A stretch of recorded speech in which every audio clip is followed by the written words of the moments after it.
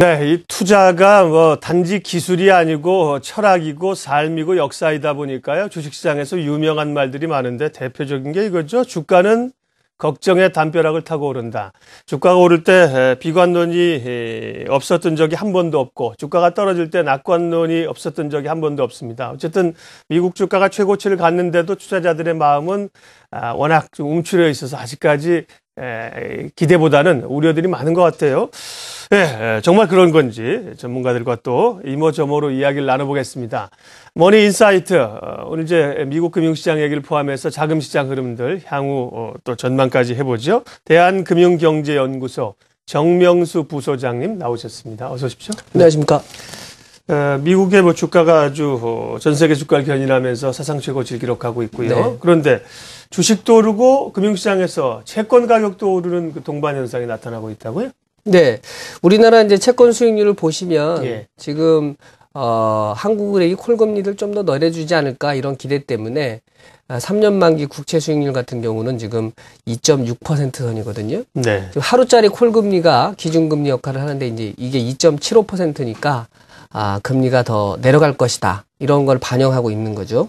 자금 흐름 입장에서는 근데 채권 수익률의 하락, 그러니까 채권 투자하기 좋은 환경은 그 주식 투자하기에는 별로 좋지 않은 환경이거든요. 네. 근데 이제 금리가 일단 기본적으로 계속 내려가고 있다는 얘기는 채권 가격이 오르는 건데 동시에 이제 주식 시장도 좋단 말이죠. 우리 시장도 이제 뭐 뉴욕이나 이런 데 비하하기는 좀 어렵지만 계속 오르고 있는 추세고 우리나라는 이제 채권 수익률이 하향 안정화되어 있는 상태에서 조금씩 오르는 그런 모습을 보이고 있어서 수급 부분이라든지 이런 게 좀 숨통이 트이면 조금 더 오르지, 그 주식하고 채권이 같이 가는 기간이 좀 길어지지 않겠나 이런 기대를 하게 됩니다.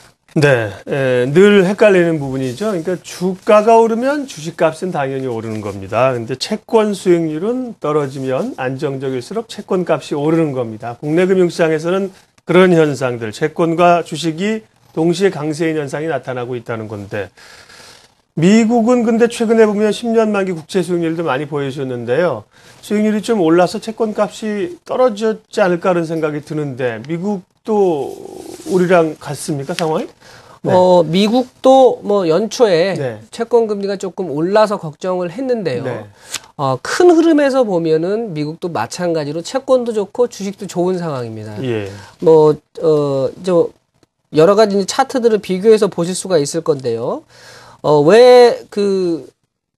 보통 말씀하신 대로 주가가 오르는 거하고 채권 가격이 오르는 거하고는 서로 이렇게 잘 맞지 않는데 그림을 보시는 것처럼 한 최근 3년간을 보면은 주가도 오르고 채권 수익률도 떨어지고 그러니까 채권 가격도 오르고 이런 현상이 계속 어떤 트렌드하게 형성이 되고 있단 말이죠. 예.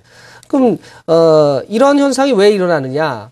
또 채권 수익률이 워낙 낮기 때문에 그걸 기준으로 해서 이제는 더 이상 낮은 수익률을 기대할 수 없으니까 주식 쪽으로 자금이 이동한다. 이런 그레이트 로테이션 이런 것도 이제 여기에 배경을 하고 있는 건데요.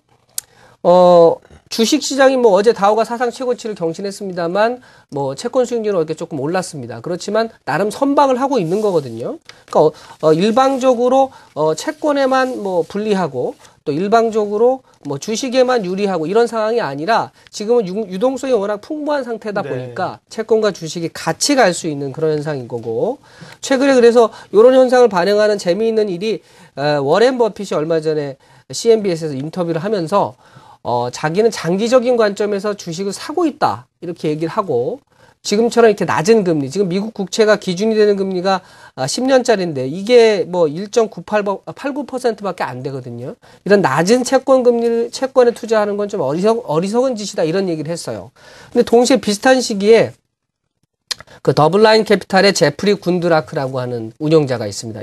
이분이 작년에 펀드 운영 수익률이 9.16%인데 벤치마크 대비 이 2배 이상의 수익률을 내서 채권 시장 쪽에서는 새로운 강자로 부상하고 있는 양반인데 이분은 뭐라고 그랬냐면 또 주식처럼 과매수된 자산을 자기는 본 적이 없다 이렇게 얘기를 했어요. 그러면서 자기는 국채를 계속해서 산다 이렇게 얘기를 했거든요.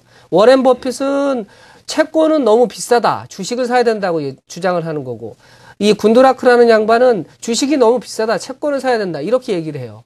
그러니까 서로 선호하는 자산에 대해서 자기 자산이 훨씬 싸고 상대편 자산은 비싸다고 얘기하는 그런 상황인 거죠. 그러니까 월가에서 투자하면 뭐 한 가닥 한다는 사람들이 서로 의견이 달라지는 거니까 지금 현재의 미국의 어떤 상황 또 글로벌 상황은 주식이나 채권이 어떤 쪽에 치우쳐서 유리한 상황은 아닌 거다. 네. 이렇게 볼 수가 있습니다.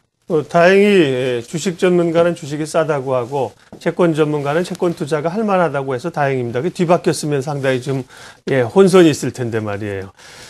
주식과 채권이 이렇게 같이 강세를 보인다. 이제 뭐 그런 현상이 뭐 있을 수도 있지만 채권이라고 하는 게 대표적인 이제 안전자산 아니겠습니까? 맞습니다. 확실한 수익률이 나오는 거고 주식은 위험자산으로 분류되기 때문에 채권값과 주식값이 오르는 걸 좀 의아하게 생각하는 거죠. 이렇게 채권과 주식이 같이 오르는 그 이유 좀 더 얘기를 해주세요. 그 경제 상황이 뭐 정상적이다라고 할 수 있는 게 없습니다. 사실은 2008년 이후에 전 세계가 금융위기를 겪고 난 다음에 뭐가 정상이고 정상이 아닌 거가 이제 불분명한 상태가 됐는데 채권과 주식이 이제 관점이 좀 다르기 때문에 그런 것 같습니다. 채권은 어쨌든 거시경제의 큰 흐름을 보거든요. 예를 들면 실업률이라든지 인플레라든지 이런 거를 보는데 채권 시장의 눈으로 보면 여전히 미국 증시라든지 미국 경제나 세계 경제가 여전히 마음에 들지 않는 거예요. 경기 전망도 불투명하고 인플레 압력도 없고 또 실업률도 낮으니까 채권이 나름대로 투자 메리트가 있는 겁니다. 동시에 주식 투자 입장에서는 또 어떠냐면 주식 투자한다는 건 이제 미래의 어떤 가치 또 그 기업이 갖고 있는 고유의 절대 가치에 대한 투자를 하는 건데 상대 가치도 무시할 수 없거든요. 근데 워낙 주변에 금리가 낮다 보니까 그런 금리하고 비교했을 때 주식의 값이 상대적으로 싸게 느껴진다라는 거죠. 이런 어떤 상대적인 개념을 무시할 수 없어요. 워렌 버핏 같은 분도 10년짜리 국채 뭐 연 1.89%의 투자를 하느니 나는 코카콜라를 더 사겠다 이렇게 말을 할 수밖에 없는 겁니다. 네. 그러니까 이런 상대적인 개념으로 봤을 때는 주식도 매력적이고 동시에 채권도 매력적이고 이런 상황이 나타나는 거죠. 거시경제 측면에서 봤을 때 이제 불확실성이 증대되기 때문이라는 말씀도 하셨고 또 중요한 게 앞서 말씀하셨습니다마는 정부의 그 통화 정책 아니겠습니까? 미국 연준이 뭐 돈을 찍어대서 풀었고요. 그걸 통해서 투자도 좀 촉진되길 원하고 또 금리를 낮게 유지해서 자금들이 소위 좀 위험자산 쪽으로 가기를 바라는 거죠. 그렇습니다. 그런 정책이 바로 이제 이 양적 완화. 예전에는 이렇게 무제한적으로 돈을 푸는 게 아주 특수한 상황에서만 있는 일이었는데, 이제 이게 어떤 통화정책의 표준처럼 됐는데요. 그래서 아주 금리를 낮게 함으로써 더 높은 금리를 찾아가도록 유도한다. 그래서 뭐, 헌트 포 일드라는 표현이 나오고 있습니다. 어떤 투자 대상의 본질적인 가치만큼이나 그 어떤 일드가 나는, 수익이 나는 쪽으로 사냥꾼처럼 자금이 이렇게 이동한다는 거죠.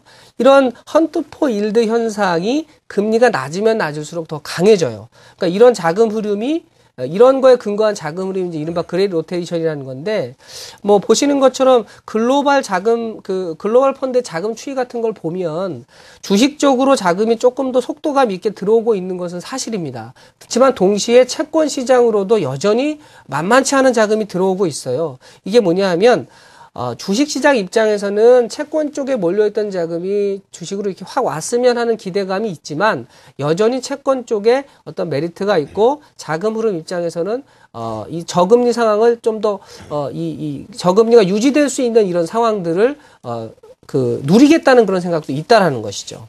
네. 그러면 이렇게 주식과 채권이 동시에 강세를 보이는 현상들이 국내 금융시장이나 글로벌 시장에서 좀 더 갈 수 있을 것인가, 그게 궁금하고요.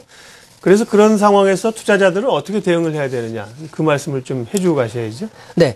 우리 시장 주변에도 지금 뭐 주식시장 주변에 대기하는 자금이 상당히 많이 있습니다. 네. 이게 이제 채권의 형태로도 돼 있고 예금의 형태로도 돼 있고, 그러다가 어떤 상황이 변화가 되면은 이 자금들이 주식으로 이동할 텐데요. 결국은 키를 쥐고 있는 거는 정책금리가 되겠습니다.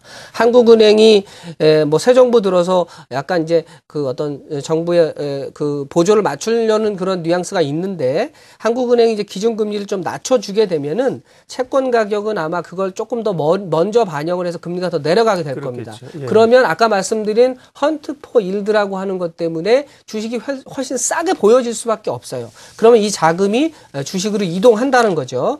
그러니까 주식시장도 동시에 랠리를 벌이는 상황이 나타날 수 있습니다. 지금도 이제 그런 현상이 일부 있지만 그래서 주식과 채권이 동시에 가는 현상이 나타나다가 경기 상황이 누가 보더라도 이건 정말 좋아진다. 이렇게 되면은 채권은 이제 주춤을 하게 될 겁니다. 왜냐하면 뭐 양적 완화, 미국의 경우에는 양적 완화를 이렇게 걷어들인다는 액션도 나올 수 있는 거고 한국은행도 더 이상 금리를 낮추지 않겠다고 선언을 하게 되면은 그때는 이제 채권은 주춤거리고 동시에 주식은 상승을 하게 되겠죠. 그러니까 이런 부분에 있어서는 지금까지는 채권과 주식이 같이 갈 수 있는 상황이다. 그리고 금리 한국은행이 기준금리를 조금 더 내려주면 주식이 훨씬 싸게 보이는 상황이다. 따라서 그 헌트포 일드의 어떤 욕구를 갖고 계신 투자자라면 뭐 다우가 사상 최고치를 기록했고 뭐 이런 것 때문에 우려하시는 부분이 있지만 상대적인 어떤 수익률을 따지시는 분이라면 주식 비중을 좀 늘리시는 게 옳은 전략이다. 이게 저의 생각입니다.